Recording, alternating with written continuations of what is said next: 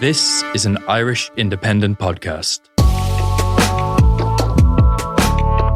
It has been a very significant year in athletics. Track, road specifically is going to be the focus today, Olympics year, so naturally. And happily for us, one of Ireland's very best sports journalists specialises in that area. And he's here in studio. Cathal Dennehy, hello. How are you, Joe? We've spoken many times. First time to see you in person. You're very welcome. Great to have you in. Great to be in. Can we start trying to make sense of this year by looking forward a moment? We're always greedily looking forward to the next big thing. So in Brisbane this month, maybe just under a fortnight ago, I always knew the day would come that I would read the phrase, the next Usain Bolt. It was inevitable. And maybe slightly ahead of schedule, I think that has arrived. So in Brisbane this month, Gout. Bolt made sense. To call the next big thing Gout, I don't know if they're doing their best work here, the athletic gods, but Gout it is. It's memorable. He has become the fastest 200 metre 16-year-old in history. So Bolt, as a 16-year-old, ran 20.13 seconds, 200 metres. And Gout, although his father quibbles with the name, we'll come to that in a moment. Gout looked at Bolt's 20.13 and said, how about 20.04? So I don't know how to frame this, because obviously with the passage of time, there is a general trajectory of improvement through sports science and preparation and equipment. And so that the fastest 16-year-old today might also be the fastest in history is not like unthinkable. But when he has beaten Usain Bolt, then everybody gets a little bit interested, and he has become worldwide news over the last 2 weeks. Yeah, he truly has. I mean, 20.04, just to put that into context, at the age of 16, that would have made the Olympic final this year. It would have finished sixth in the Olympic final. To do that at senior level at the age of 16, it would have finished, I think if you take the 3 semi-finals in Paris, he would have finished second in 2 of them, and he would have won the third one if he'd gone to Paris, which obviously he didn't. He was staying in the underage ranks. So he is a very, very, very special talent. But again, we've seen a lot of these before. Have we? Yeah, well, we've seen a lot of very special 16-year-olds who do very special things, and there are so many rivers to cross before you do it at senior level, but there's no doubt that he has a talent that looks as big as Usain Bolt. Now, I would say technically he looks put together a lot better, I suppose, in terms of his sprint mechanics than Bolt did at 16. When you looked at Bolt at 16 and he was running, 20 point low for 200 metres, he was ragged, he was all over the place. And I think any good sprints coach would have looked at him and said, as soon as he cleans up those mechanics, he's going to absolutely fly, which at the age of 18, 19, 20, and then 21 in Beijing, of course, he did. So there is a long way to go for Gout, but I mean, he's in good hands, good coaching. The Australians have a fantastic support system. He's clearly got a good coach as well. Yeah. The sky could truly be the limit for this guy. Yeah.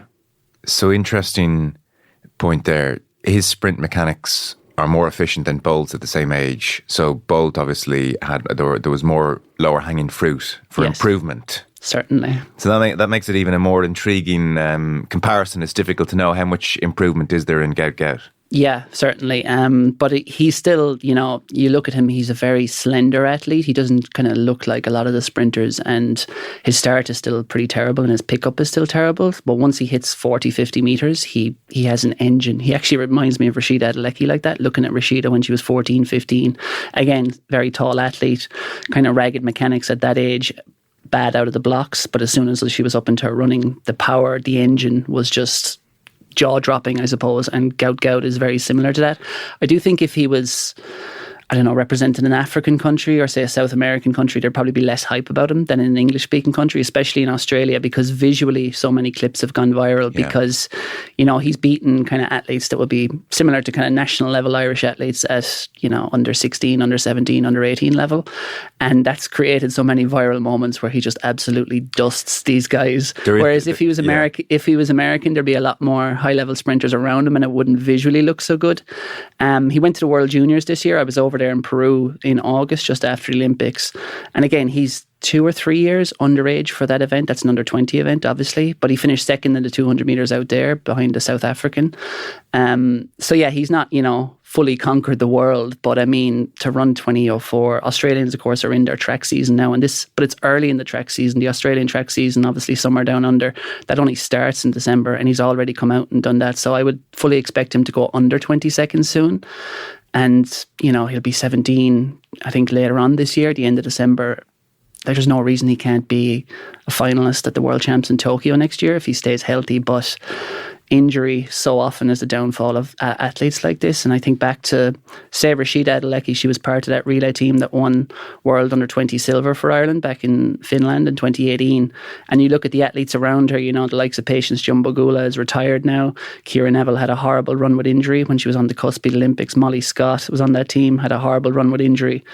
So the odds are, I always say, to bet on failure. If you're a betting man, the chances are something will come up that means they won't fulfill their potential. Obviously, the likes of Bolt has, but it's by no means a guarantee that he'll be successful at senior level. But he has all the tools and the ingredients to do so. Bet on failure is your life philosophy. That's very Irish attitude, but it's me. You mentioned the visual thrill, which kind of exacerbates the hype of Gout leaving everybody else 50 metres behind him. There's a comical aspect to it. It doesn't help, I suppose, if you're trying to quell the hype, that he has a long stride and high knees and he runs tall. And Usain Bolt jumped onto Instagram to say, he looks like a young me. So that's the hype train started and driving away. Do we know much of his personality, family background? Does he have a Tiger Woods type father? Do we have a sense yet of this kid's makeup? I'm not sure. Yeah, South Sudanese is his nationality, but born and raised in Australia. His family moved first, or his parents moved first to Egypt from Sudan, and then over to Australia. And yeah, he played a bit of football growing up, soccer, and yeah, but I mean, he's certainly found his calling as a sprinter anyway. Don't know much about his personality. They've kind of, I suppose, done a good job with shielding him from the media because, when you've the likes of all the biggest news websites in the world are churning out content on him. And I think it's sensible at the age of 16 just to keep his head on his shoulders and try and keep that celebrity kind of life, I suppose, a lid on that for the time being. Yes. But again, he's already turned pro, which is, a statement in itself. Who snapped him up? Nike? I can't remember actually, but he's definitely signed some. I think it might be Adidas. Okay. So that was an interesting negotiation. Yes. Talk about upside and potential. His father, by the way, came out to say, I know it's a disease of the foot, gout. That's not his actual name. There was a mistake with the birth cert. The translation has not worked out. His actual name is Gout, G-U-O-T, as opposed to G-O-U-T. But I think gout is sticking at the moment. Yeah, and all the commentators down under seem to be saying gout. So, yeah. And we can say, so good they named him twice for the next 15 years, which every person in the media is delighted about. Yeah, okay. So that's very exciting. That was just December gone, where he ran 20.04. And you reckon decent chance we'll see him at the World Championships in Tokyo in September. He's going to train with Noah Lyles in Florida in January. So straight away he's plugging into all the best people. This guy's on fast track. Truly, yeah. Who's the youngest ever? Is Bolt the youngest to have won world or Olympic sprint titles? Good question. I think he was 21 in Beijing when he won his first global title. I can't imagine there's too many who won them earlier than that. The likes of Sydney McLaughlin, Lavroni would have done so, I think, at an earlier age. But in the 100 metres, I can't remember anyone doing it at like 19 or 20. Yeah. But I'm open to correction. Maybe, yeah. You need to be filled out almost a bit more, grow into yourself. Definitely. There's a lot of strength and condition. I mean, sprinters do peak a lot earlier. They tend to peak in their early to mid-20s. Bolt ran his world records, I think, at 22, going on 23 or so in Berlin. But again, you need those years, and it was a lot of work, a lot of strength and conditioning to build that frame to maximise your power. So that'll all be ahead of Gout. Let's stay international before we go Irish. So I guess it's probably the defining rivalry of the year in Josh Kerr, 27 years of age from Edinburgh, and Jakob Ingebrigtsen, Norwegian, 24 years of age. Kind of reached fever pitch this year. It felt like it had been bubbling away, obviously. First of all, men's 1500 is kind of just perfect for a rivalry. It is the best race, I presume, because of speed, endurance, tactics, length of time. Everything about it is just perfect. Yeah, 4 minutes. I mean, it's like Seb Coe, I think it was said, it's a story unfolding, it's the beginning, middle and end. And whereas, as I said, the 100 metres is a blink of an eye and the 10,000 metres is lap after lap of waiting. But this is just perfect and you don't know what way a 1500 is going to go. It can be like Rio 2016, they jogged 3 laps and then it was a burn up for the last lap. Paris this year, Jakob Ingebrigtsen laid the gauntlet out from the gun and get rich or die trying. So it can go anyway and I think that's why people love it the most. Yeah, so Ingebrigtsen was the Olympic champion from Tokyo 1500 metres and does have a better record head-to-head against Josh Kerr. But Kerr in 2023, the World Championships, won gold. And I guess, I mean, war of words is possibly too strong, but it's not pleasant either. So Ingebrigtsen came out after that World Championship win for Josh Kerr in 2023 and said, well, I wasn't feeling well. And Josh Kerr thought, this is like my moment. And you've done the whole, well, he didn't really beat me. I wasn't well. We called him the next man up. When you're not right, he was just the next man up. Right. So that was an unwelcome jibe from Ingebrigtsen. So Kerr, since then, by his own admission since then, said, well, to hell with this, I'm just saying what I think about this guy. So he has, for instance, talked about Ingebrigtsen's success being down to pacers, i.e. other runners who run at a certain pace and either fall apart or drop out. A less common feature in Olympic or World finals. And Kerr even said, well, look, even the Olympics in Tokyo, he had Timothy Chariot, who finished second ultimately, but set a certain pace for him. And so he said, people are going to realise this about Jacob. He won't, because the ego is pretty high on this issue. He must be surrounded by by lots of yes men, and you don't realise you have a weakness. And I think that was part of his downfall. Ingebrigtsen responded by calling Kerr a coward. Nobody is saying this to my face. And so, come Paris, this is fever pitch. This is the race everybody wants to watch. And you alluded to it. Ingebrigtsen went out early. Kerr tucked in. That was all to be expected. And they are 1-2 coming around the final bend. And it's who's going to win. And at that point, literally nobody said Cole Hooker from Indiana. Kerr finished second. Ingebrigtsen fell away completely, didn't even medal. So, did they take each other out here somehow? Is that doing Hooker a major injustice? What's our read on this great rivalry? Yeah, I think in a sense, I think they took each other out, but I think you have to give full credit to Hooker. He was the best man on that day. And I think what Hooker went away and did in the last few years, which is what every world-class 1500 metre runner had to do, was to improve their endurance, because you're running 3 rounds in 4 or 5 days. That takes a serious toll, and the likes of Jake Whiteman a few years ago would have got caught out with that. He was the world champion, beat Ingebrigtsen in 2022. 2021 ran 2 good races, got to the Olympic final and had nothing left. So basically the majority of world-class 1500 metre runners now train like 5k runners. They all have outstanding endurance. They can all run a brilliant 3k or 5k. And Hooker always had that speed in college. He was an indoor miler 350. He ran for the indoor mile in college. I mean, he was an outstanding talent, always a big kicker. But since he turned pro, he never had the engine to be there when it counted, to be there on the shoulder and on the last bend. And if you have the biggest kick in the world, it doesn't really count for much unless you're there with 150 to go. This year, he went off, ran, sub 13 for 5k, which is kind of the benchmark where you kind of need to be at if you're going to be in the world-class ranks. So he massively improved his endurance. That meant he got to the final fresher than he maybe otherwise would have been in previous years. And crucially, that allowed him to be on the shoulder in a race that was won in 3:27, which is only a second off the world record. Okay. Allowed him to be on the shoulder at the last bend. So yeah, he was full value for that win. He was the best man on the day. And I think Jakob will look at it and say, yeah, he probably went out a bit too hard trying to burn them off. And, it's very tiny fractions at that level. He was running 54 seconds for the first lap. Maybe it should have been 54 or like 55 seconds. It might be a half second off, and he just emptied the tank a little bit too soon. And I think that was out of fear, but he had them on the ropes. I watched that race back a lot of times, and I think it was the best race Olympics for me. And he did have them on the ropes with about 600 to go, but it was actually Timothy Chariot moved around when he had about a 5 metre lead and started hunting him down. I think that move was crucial because it allowed Kerr and Hooker to basically follow the slipstream and just get up to Jakob's shoulder again with 300 to go. So if Chariot doesn't make that move, you think Ingebrigtsen's tactic probably gets him over the line? Possibly. I think he was, he loves looking up at the big screen, which they do often in those races, and he was doing that day as well. And I think he will have seen with 600 to go, I've got these guys on the ropes, and that's when Jakob tends to really kill people. Jakob's last 100 has always been bad.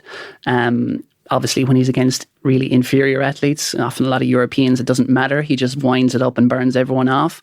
But when you're up against Kerr and Hocker, you need to have them in a state of deep, dark distress before the last 200. And he was trying to do that, but he kind of killed himself in the process. So if your life depended on it and they were to take the lessons of that 1500 metre final, one of the great races, and they were to race next week, who would you be tipping? I think the beautiful thing is I have no idea. And I saw that race as kind of like a 40% for Ingebrigtsen, a 40% for Kerr, and then maybe a 10% chance for Hocker and a 10% chance for everyone else, and I genuinely, thinking about it and watching them and talking to them, I had no idea who was going to win. And I think that's when athletics is at its best, when you look at two great athletes and it is that prize fight. It is the kind of Cork Clare in the All-Ireland final where even the best experts just cannot pick. And so if we are to assume Hocker and Kerr will sit in, will Ingebrigtsen, if they were to race next week, say, I'm going out hot and heavy again, try catch me? Is that his only way to win? Yeah, I think he'd probably go off. He went off a bit too soon, a bit too hard on the first lap. That just emptied the tank a little bit more, where his preferred method is probably a steadier first lap and then a wind up from the middle of the race, running each 100 metre section faster. Okay. And then the big kickers kind of have their tank emptied. So my uncharitable interpretation of what you're saying is that, be it the occasion or the heat from the exchange of words with Kerr, Ingebrigtsen was a bit too fired up and went off too fast. Yeah. Exactly. Okay. And that cost him a medal, I think, because he has the beaten, maybe not of all of those guys, but definitely should have been on the podium. And I think he will. He's the best 1500 metre runner on the circuit, but the big difference there is he has pacemakers for the first 800-900 metres. Doesn't have that in a championship, so it's a lot harder to do. It's an amazing thing, yeah. So this is kind of the equivalent of I don't know, test cricket or a major in golf. You get to an Olympic final and all those very handy Diamond League pacers disappear and it's you on your own, and can you decipher the correct pace? Yeah, and it's a chronic problem now for Jakob, in terms of, he was sick in Budapest. Timothy Chariot in 2022 in Oregon kind of was fighting him for the lead, which probably burnt a bit of energy. Jake Whiteman outkicked him. But he's now been outkicked in, if you take Oregon, Budapest, Paris, and the World Indoors, where conveniently he tested positive for COVID just after and kind of blamed that for his reason. But he's been outkicked since he won the Olympic title in 2021. He's been outkicked in 4 straight Can I ask major 1500 metre finals. A silly question then. It would strike me that pacing yourself is very, very easy when you're in a stadium and there are clocks everywhere. I understand how you might be able to pace yourself in a 200 metre race or 400 metres. It's 1500 metres. Just pace yourself. There's a clock. I know, every 100 metres there's clocks, so you can just take a glance down and see the splits pop up there. But again, you're talking over the course of 400 metres, you're talking the difference between a 54.5 and a 55.0, a half second. So it's a 1% difference that can... But how can that make such a difference to the end where he literally looks like he's in quicksand? Yeah, well, I think it's just, you put lactate in your system, you put yourself into oxygen debt, and you're going into the red sooner than you otherwise would be. Okay. And then that just takes the edge off what you have left in the last 100. So it's a very fine balance. The margins are that fine? Yeah, genuinely. Wow. That's interesting. I didn't realise they were that fine. That they are timing this, that when they hit the finishing line, they're empty. Yeah, exactly. Spend all your pennies at the moment you're bankrupt. Or go bankrupt at the right time. Okay. Well, amazing. I guess that gets more intriguing with the World Championships next year. Then they'll go again. Has there been any, by the way, post-Olympics, like two boxers who've had a war of words? Was there any reconciliation between these two afterwards, given that they now hate Cole Hocker? No, I mean, the Ingebrigtsen documentary came out, Born to Run. It's on Amazon Prime. It's well worth a watch. And Jakob just keeps the heat on then as well. They were filming him throughout the year and he was saying much of the same. He has no time for Kerr, but it's good. And I think... Of the two, they were running one of the Diamond Leagues. I think it was, they were asked, what do you think of the other part? What's the thing you admire most about the other person? Which was a great question by whoever asked it. But, I think Kerr kept the heat on and just said his fashion sense. Tongue in cheek, of course. And then Ingebrigtsen actually was the bigger man that day and said, he always shows up when it matters most. So he was very magnanimous, and he was brilliantly magnanimous in defeat in Paris, Ingebrigtsen. Right. So I do think he's maturing, growing up a lot, and that kind of petulance we saw is starting to fade a bit, but I kind of hope it never fades because it's made the sport brilliant this year. Yeah, for sure. Well, he's 24, to Kerr is 27. So that was men's 1500 metres. I guess more generally, there's always kind of interest in who's the fastest man in the world, men's 100 meters champion Noah Lyles this year. But this race was also noteworthy because it was so close. Maybe the closest they're saying since Moscow. 0.005 seconds between Noah Lyles and Kashane Thompson. This guy's a 3-time world 200-meter champion, now the Olympic 100-meter champion. Interesting character as well. So straight after this race, he tweeted, "I have asthma, allergies, dyslexia, ADD, anxiety and depression, but I will tell you that what you have does not define what you become. Why not you?" Exclamation mark. Much love from the world. And then you were at his press conference and videoed him saying the following about Team USA and their NBA world champions. You know, the thing that hurts me the most is that I have to watch the NBA finals and they have world champion on their head. World champion of what? The United States? Don't get me wrong. I love the U.S. at times. But that ain't the world. That is not the world. We are the world. We have almost every country out here fighting, thriving, putting on their flag to show that they are represented. There ain't no flags in the NBA. He's completely correct. Absolutely. You can't disagree with that, but he won a lot of enemies in the NBA, I think, and there was a lot of people waiting for him to fall this year and ready to celebrate it, but, you know, he does rile people up the wrong way very often, Noah Lyles, but he did it when it counted most, and he's done it when it counts most the last few years, so you have to hand it to him. The medals table on the track at the Games, 14 gold medals for Team USA, next closest Kenya on 4. On the track, was it a good Olympic Games? Has it been a good year? We remember 2024 in glowing terms? Yeah, I think so. I mean, the sport has had its dark days, it's had its anonymous days, but I mean, you couldn't really ask, you know, in terms of doping scandals were fewer this year. There are obviously still issues on that front, and the sport was front and centre. The Stade de France was packed every morning and every evening. It had the world's attention for those 9 or 10 days in Paris, and the likes of Mondo Duplantis and Sidney McLaughlin-Levrone, two of the sport's biggest stars, set world records in Paris, and in the men's 1500 just showed, I think, how captivating the sport can be at its very best. The challenge is, can you do that the other 11 and a half months of the year? That's the eternal question for athletics. And, you know, they're going to Tokyo next year for the world champs, Beijing in 3 years' time for the world champs. And, you know, the time zones often don't help there with a European audience, and the US audience obviously can't always be fixated on those either. But I think this was for someone who's in Europe with the European Championships in Rome, primetime TV in our country, same for Paris. They really captivated the nation here anyway. But I think the sport faces a bit of a challenge, like all sports outside the big ones, whereby this is the era of live streaming, of fan TV, of podcasts, where if you're into soccer, you can just follow soccer stuff 24 hours a day. If you're into GAA, you can follow that. And whereas, sure, when we were kids, Joe, you know, and you were growing up in the 90s, you watched the snooker, you watched the gymnastics, you watched Ski Sunday and stuff. And I think that is putting the squeeze on sport like athletics a lot more. So it's having to fight its corner to get on mainstream TV, and it has to be on mainstream TV. I don't care what people say about live streaming. It needs to be on RTE, it needs to be on BBC for it to thrive. And that's becoming an increasingly more challenging task. One more just to ask you about before we get your sense of what it's been like for Irish athletes.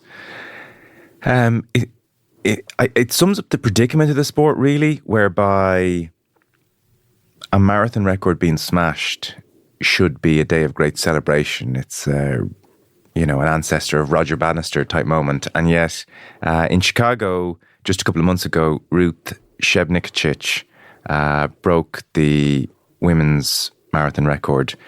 The first woman to break 2 hours, 10 minutes. She ran 2:09:56. So she took 2 minutes off the record. And Kenyan women had a fantastic Olympic Games. Gold in the 1,500 metres, the 5,000 metres, the 10,000 metres. So the long distance running success was very evident. And she does have pedigree. She was the 2019 world champion, almost broke the marathon record in 22. Chicago is a fast track. Often we see records broken there. And yet, there was like a kind of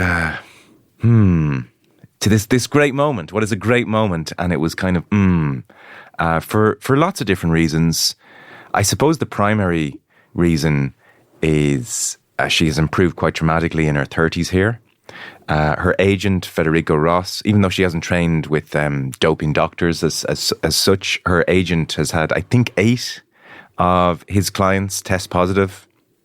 And so she was asked about it afterwards, didn't have much to say about it. Kenyan Athletics issued a statement. They were up in arms, chastising the media. Kenyan Parliament demanded an apology from the journalist who asked the question. But it fits into that wider Kenyan story. Obviously, it's wider than Kenyan athletics. But you take just June of this year, 26 Kenyan athletes were suspended for doping violations. That includes the Amsterdam Marathon winner of 23.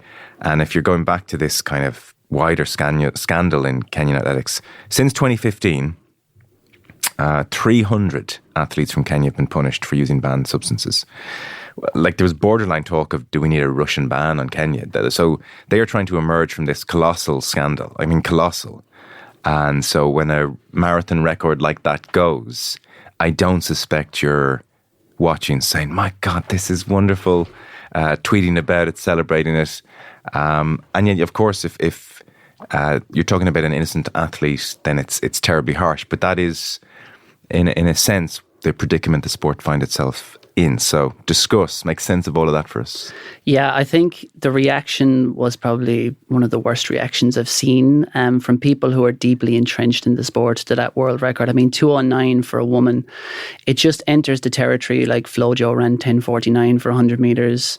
Marita Koch ran 47:60 for 400 metres. They were back in the 80s. I think a lot of people know how they were done in the absence of drug testing and suspect maybe how they were done. And it kind of, they're almost depressing times that kind of haunt the sport in a way, because even the most talented athletes, the likes of Sidney McLaughlin and Veroni, with all the advances, can't get close to them. It's funny when, the TV will pop up the graphic of different records. Those 1980s female records stubbornly hang on. Yeah, and I mean, yeah, super shoes, but I remember, like, it's only 20 years since Paula Radcliffe ran 2:15, and that was so far out there in the marathon. Obviously, super shoes have brought that on the last 7 or 8 years a good bit. That makes sense that someone will be running faster than that.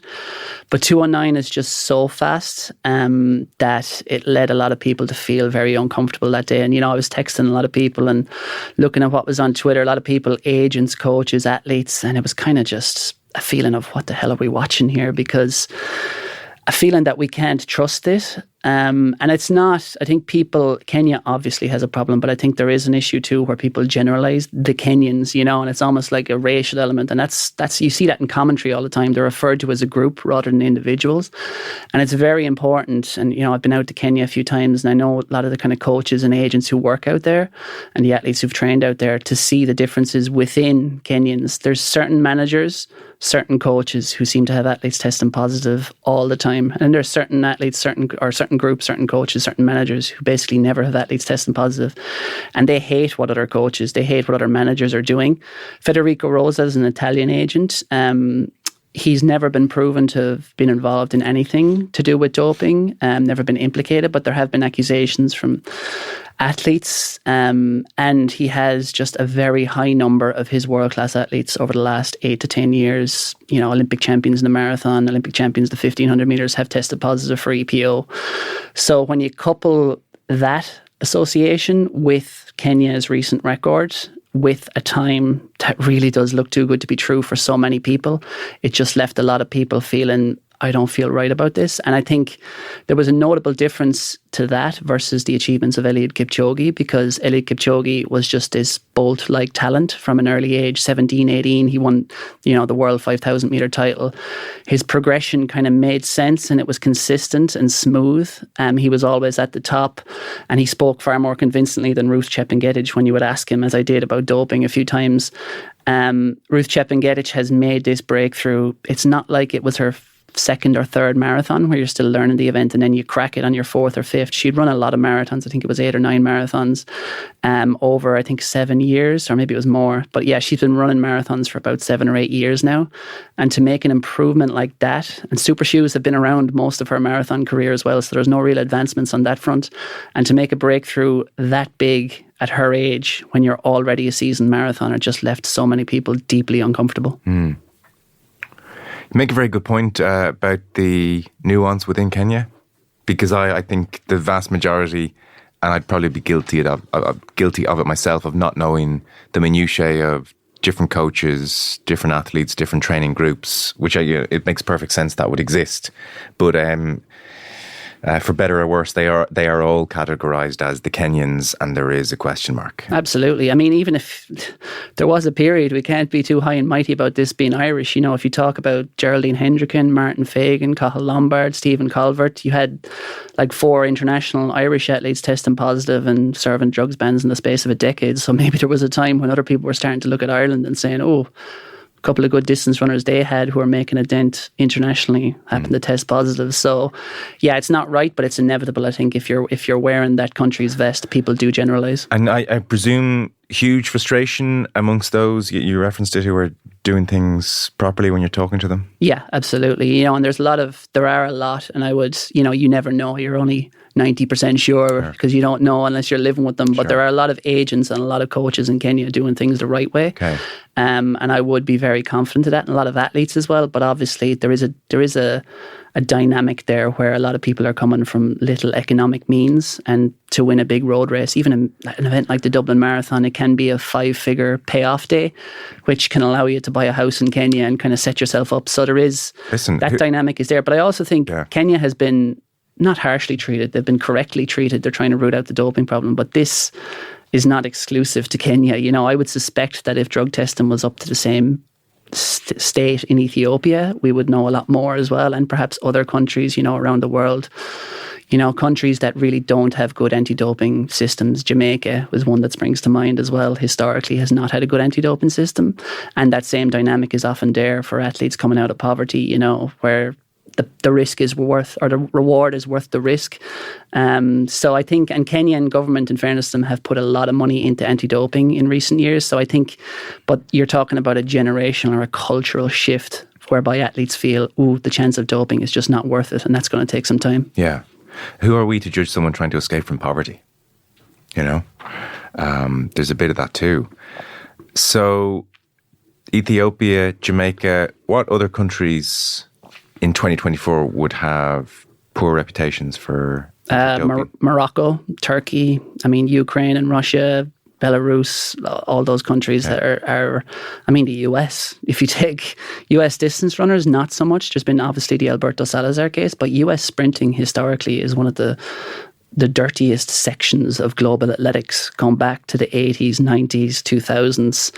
And yeah, there hasn't been as many cases in recent years, but there's certain coaches, Dennis Mitchell springs to mind, who was glorified when he coached the top 3 at the US trials this year.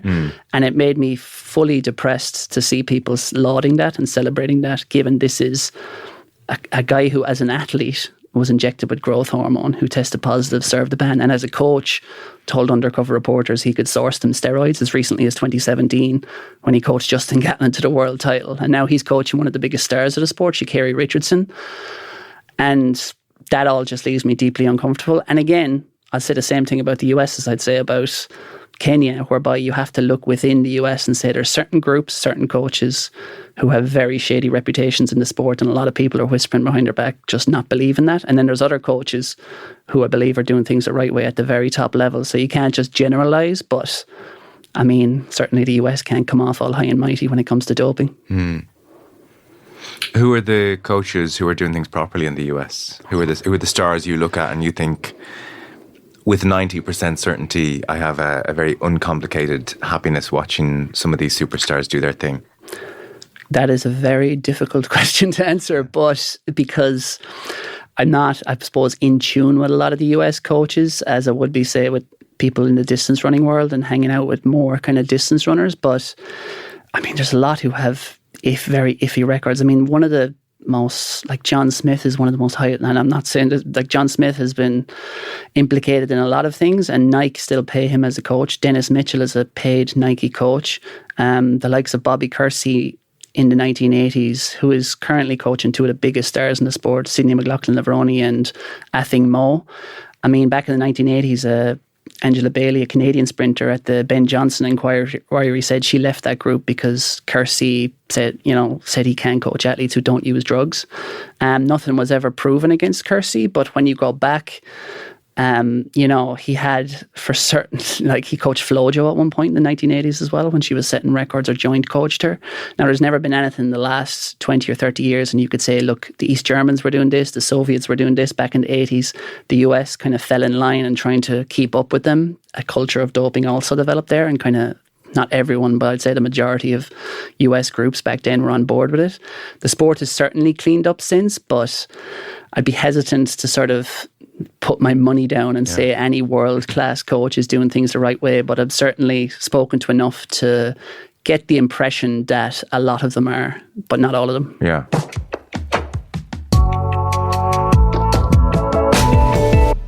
Let's turn to the Irish year that was then. So I suppose in some respects, Rashida Adeleke is sort of at the centre of the Venn diagram for a lot of the big moments, with obvious due respect to Ciara McGeehan and her European medal, which was a great moment for her, as disappointing as missing out on the Olympics was.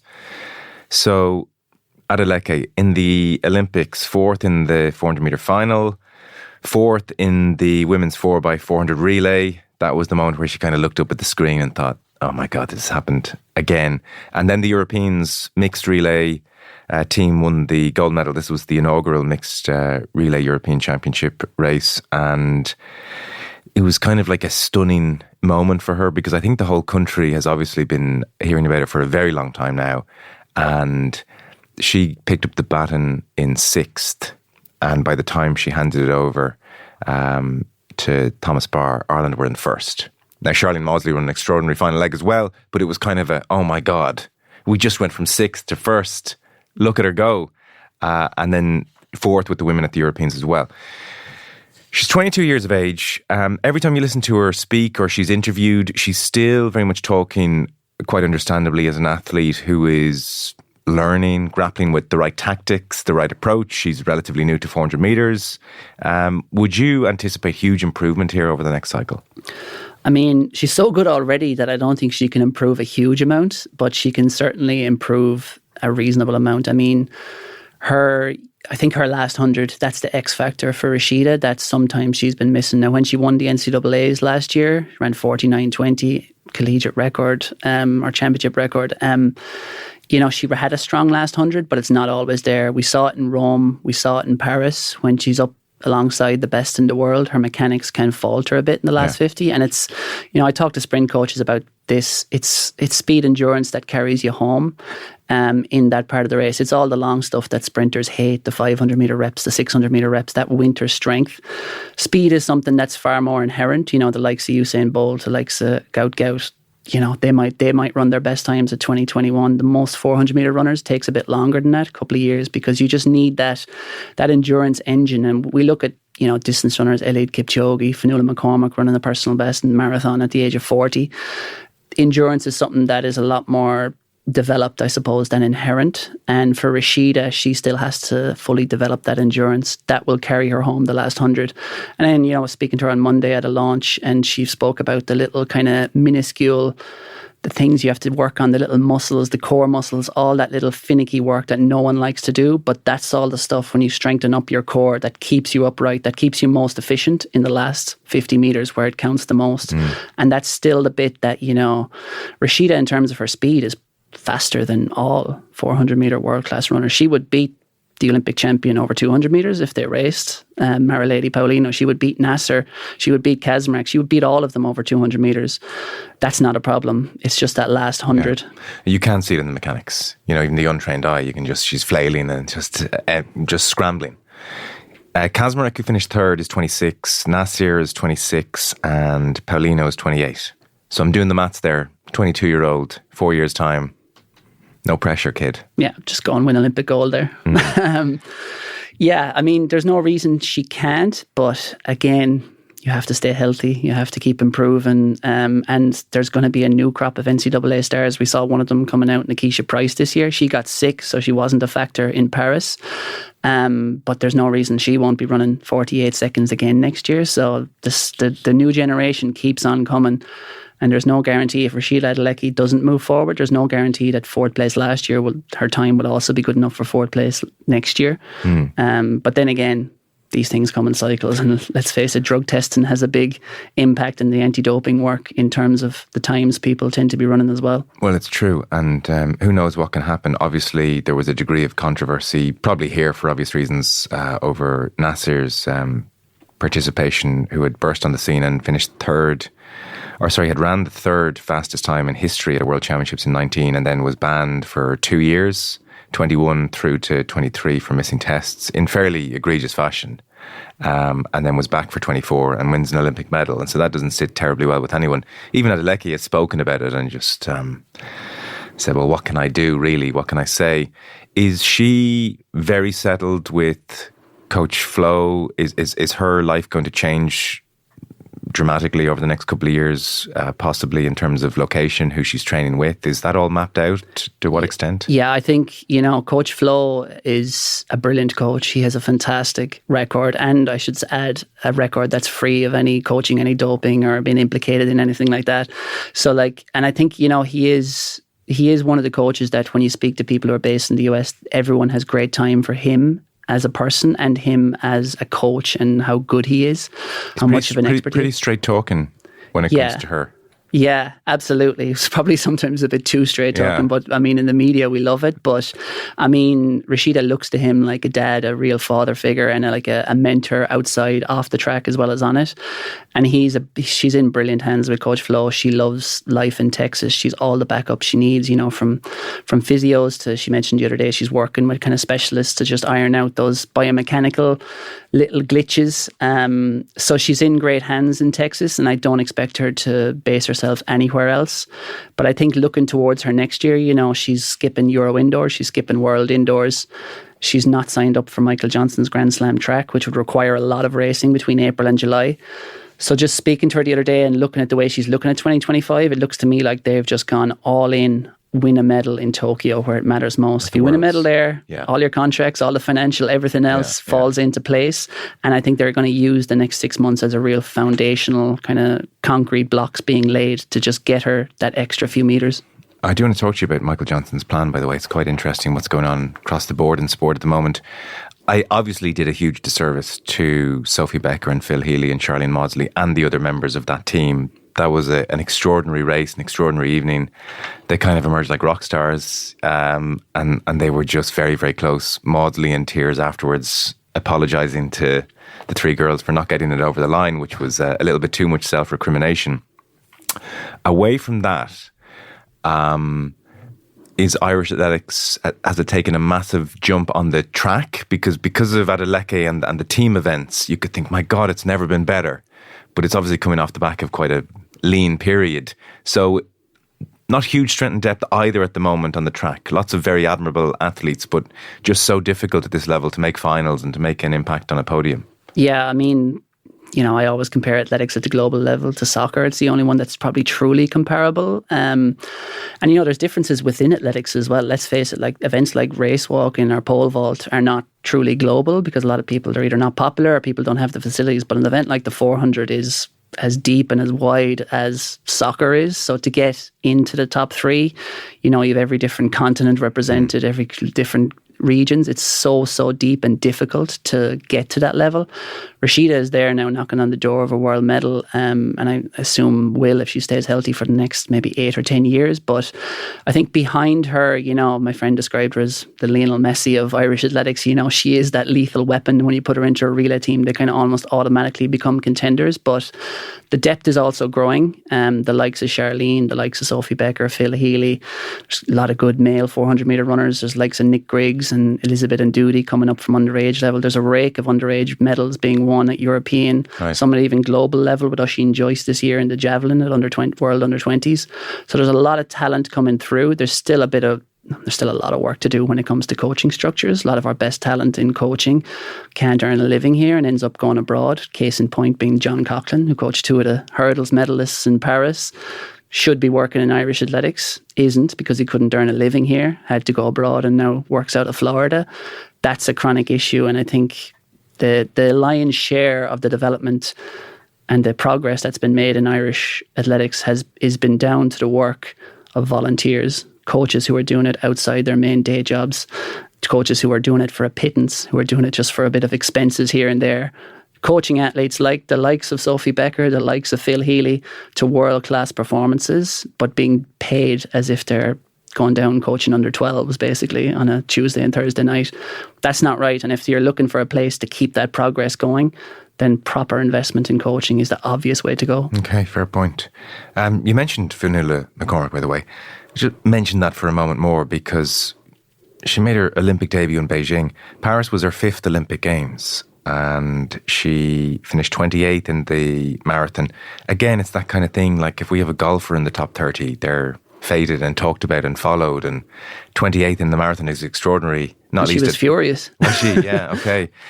Well, maybe for good reason, because just in the last month or so in Valencia, she was 11th in that marathon and ran a personal best at 40 years of age. So we'll obviously feel she didn't put her best foot forward at the Olympics. But regardless, like, it's kind of freakish level of commitment to be on your 5th Olympic Games and then going and running a PB in Valencia and still going strong. Wants zero attention, zero acclaim. Don't talk about me. So I thought, well, we'd talk about her for a second. Yeah, I've long given up on even trying to get an interview with Fionnuala before major events, because she'd even said to me, you know, I'd rather talk about something I've done rather than something I'm going to do. And even after she's done it, I think she doesn't want to be on the Late Late Show or any podcasts or anything like that. Has absolutely zero social media. And I think that's one of the big reasons in the current digital age of ubiquity of kind of presence of athletes on social media that Fionnuala isn't quite as appreciated and as well known as she should be in Ireland. She is the great, it's weird to say unsung hero, because she's obviously well known, but she should be a lot more sung about. You know, she's a 2-time European cross-country champion, operating at the top level for the last 18 years or so. You know, it's a phenomenal level of consistency of performance, and she seems almost immune to running a bad race, because Fionnuala is one of those athletes who just never has a bad day. Even if she's not feeling well, she will fight to the death. If it's 15th place versus 16th place, she will go to the death to get that 15th place. And it's remarkable, you know, it's talent, it's courage, it's commitment, and it's longevity. And along with that, when you do get her talking in an interview, those times she's very expressive and very ethical as well when it comes to the sports issues, whether it was, you know, Turkey importing Kenyan talent to run in European championships, paying for medals essentially, or when it comes to doping, she is so impressive and so forthright with those views when she does talk. Perhaps it's a pity for us in the media that she doesn't do it a little more. It's funny you mention not having social media, which increasingly is just so out of kilter with the world. And I think it was you, Cathal, you'd written a piece about just the changing face of even how the sport is covered in the press room at the major championships, Olympics and World Championships and European Games, less so the week-to-week stuff. But there's now like a category of journalist but influencer that is given accreditation. And you paint a fairly grim picture of selfies with athletes, selfies of themselves, videoing themselves. Do they get into press conferences? Yeah. Okay, so that happens. Questions which are really just soliloquies of homage. And if Dennehy in the back row is to ask a question about doping or something anyway negative, it seems the atmosphere now is they will turn on you and kind of you're a hater. And this is what athletics, I don't admire it. I can understand the business model, like huge numbers of followers in the room, huge number of eyeballs. It garners attention. It's the reason we don't know Fionnuala McCormack enough, because she's away from that world. But it is also very grim development.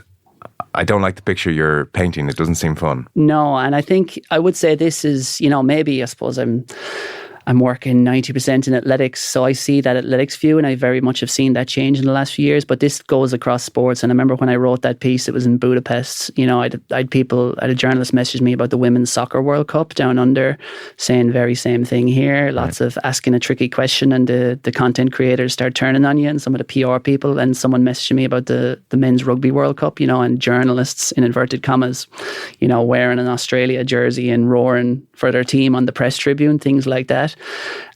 So yeah, I think the level of journalism is diluting, I suppose, but maybe it's just inevitable that happens, because the kind of hard-nosed, like I just look at the British press pack, you know, and they're brilliant, they're ruthless, the likes of Riyadh Al-Samurai, Sean Ingle, Matt Lawton, just masters of their trade. But again, Sean Ingle or Matt Lawton might write a brilliant investigative piece about a doping coach or an athlete who tested positive, and maybe that gets 1,000 clicks online, and then some content creator does a video asking an athlete, a sprinter, about her nails or her hair or something that seems very trivial and unimportant and irrelevant to the actual sport, and that might get 500,000 views online. So I think there is a balance to be struck, and it's very tough because, you know, a lot of the mainstream media and kind of journalists who are, they're not full-time athletics people, and they can't be full-time athletics people. They show up to championships, but then the people, a lot of the kind of fans of the sport and people who get that media accreditation, they're kind of giving it oxygen. They're going to Diamond Leagues. They're kind of putting the sport a bit out there at times when it otherwise isn't getting seen at all. So I think those people do have a role to play, and it's an important role to play, especially with engaging the younger generation. But there does need to be some level of principles, and certainly if someone asks a tricky question, I think it's becoming more and more the case that that is seen as some way offensive if you ask a question that is just challenging.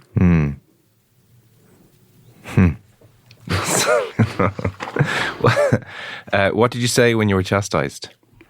Well, it's funny, the people who were actually just calling me racist and giving me... sorry. That's serious. No, it was serious. And World Athletics at the World Champs were looking... They told me we're going to deal with this. And, you know, I think...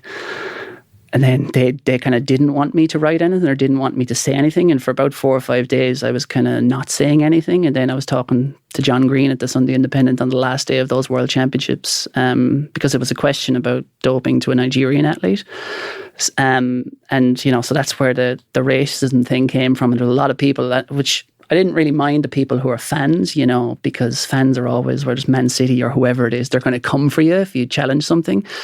But there were other journalists. There was a British woman. There was a photographer from Nigeria who were going online saying this is abuse, this is racism, all this sort of stuff. And I think I hadn't written something all week and hadn't responded. And then World Athletics were furious that I wrote that thing on the Sunday. Well, they weren't furious, but they were very unhappy because it kind of created more of a throwing the ball right back at them, basically. But I felt, you know, I'm a writer. I have to write something about this that time. And it's... Yeah, it was wholly depressing because, you know, I've asked those same questions of white athletes. Like I've asked those, say, Kieran Leonard, an athlete I've known for 20 years when he was training with Alberto Salazar. I would have asked him tough questions about that relationship as well many times over the years. And then when you ask it to a Nigerian, it's seen as racism. But that is more and more the trend, I think, if you go to those mixed zones. I've been doing this for 11 or 12 years now. And I think it's gone downhill in that time where you see more fans in the mixed zone. Yeah. And they might very quickly weaponize things like racism or an abuse of mental health in a very pernicious and deliberate way as opposed to a sincere way. And then they're very sticky accusations to try and defend yourself from. You know? And I just don't get it when you know the sport's history. It's like, have you not been watching what happened to athletics in the last 30 years and how the general public views the world's best athletes because of all the cheats and because of the people who excused it and still excuse it and allow these doping coaches to still operate? Do you ever think, what's the point in asking the question anyway? So the athlete can give you a boilerplate answer and we all move on? Yeah, certainly. Yeah. There's times for sure you're in there and you're thinking, you're looking up at the press conference, you're going, this is bullshit. But then you just think, if I'm the one to ask the question, and like I do a lot of work in athletics and sometimes you end up doing, you know, for various people, and the athlete you might be asking a tricky question to, maybe their manager, maybe a few months later you'll be going to their manager and asking for a one-on-one interview with another of their athletes. So it's a very fine line. But I mean, we saw that play out in cycling. It's certainly playing out in athletics that I think you should be on the right side of it. Yeah, no, fair point. And it's no bad thing to get people on the record, but there's a limit to what you can ask in a press conference. Let's finish up. There's kind of an interesting trend across all sports now as the 20th century is left behind and we're in the internet age. And a bunch of people are saying there are a million new ways to do sport and there's a power grab. So there's kind of a Wild West. The Saudis obviously are bringing money to golf in particular, football. And Michael Johnson is bringing a plan to athletics. And I guess he's gone for kind of the golf tennis model. 4 Grand Slam events a year is his plan. Grand Slam track. So 4 big money Grand Slam events a year. It's a new breakaway track league. A rival to the Diamond League, is that how they will perceive it? Yeah, okay. So winner of each race will get $100,000. There will be 6 categories to begin with. Private money has come in. First one, April of next year. He's not doing like Masters Week, is he? Is he that tied to the golf thing? LA, another American city, and then 2 outside of the States. Sydney McLaughlin, LeBron, the Olympic 400 metres hurdles champion, one of the few early athletes to sign up. So is this good, bad and different? Do you welcome this? Is this more eyeballs, or will this lead to some kind of fragmentation of talent, which has happened, with golf? Like we don't want Kerr and Ingebrigtsen not to race all year. Yeah, I mean, that is what will happen. And I think it's going to be a bit of Darwinism here in terms of whichever the strongest between Diamond League and this starts to survive. And I think not all the Diamond Leagues, there's 15 of them at the moment, will really survive. Right. It is a direct competitor. Just to put it in context, you win a Diamond League, you win 10,000. Oh my goodness. The regular. Is that it? That's 8th place prize money at the Grand Slam track. So there's way more money. The Diamond League final is 30,000. Now it'll be going up a little bit. Is the Diamond League a good product? Like at those 15 events, do you tend to sit down and say this is a really good offering? I think it's almost as good as the sport I think can do at the moment. I mean, it is a global thing. It's packed into 2 hours. They do try their best to get good matchups, but I think a lot of times the money was the case, that they couldn't put enough money in front of Sydney McLaughlin of Roney to get her to come over from her base in California to race Femke Ball in Paris or Rome or wherever they are. And the likes of Josh Kerr to come out of his training camp in Seattle, come over and race Jakob Ingebrigtsen in Norway. The money just wasn't there to incentivize him. Michael Johnson has the money. He's got $30 million in investment. It's huge investment. It's something. Do you know where the money's coming from? It's private investors. Yeah. Do we know?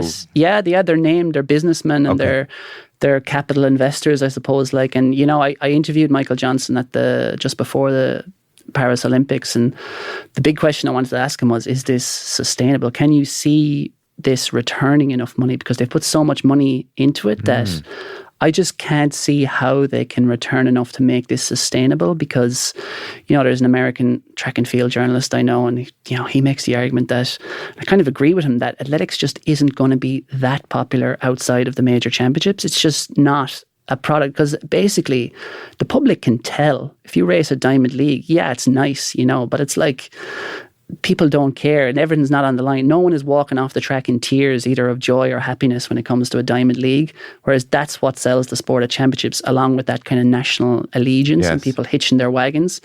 So I think you have to accept that it's not going to be that big, but how can it be its biggest? I think Michael Johnson has done, this is an exciting idea because they've got rid of pacers in the distance races. It's just going to be head-to-head matchups.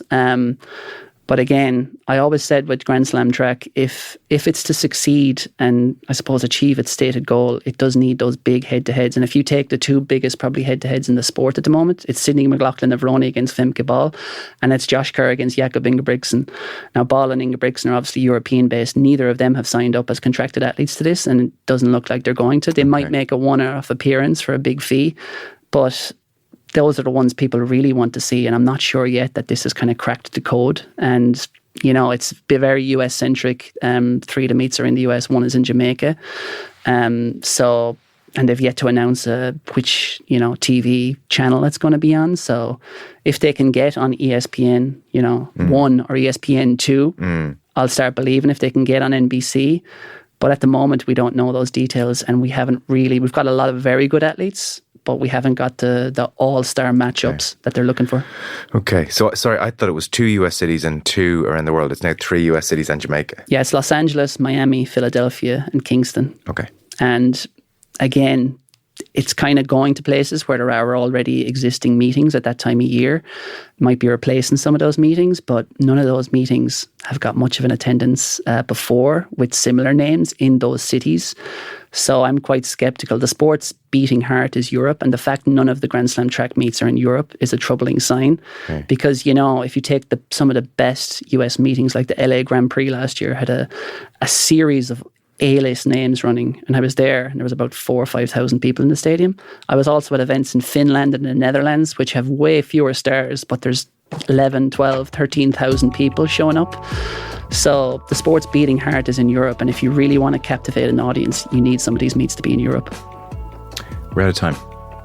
That was great. Cathal Dennehy, thank you so much. Thank you, Joe.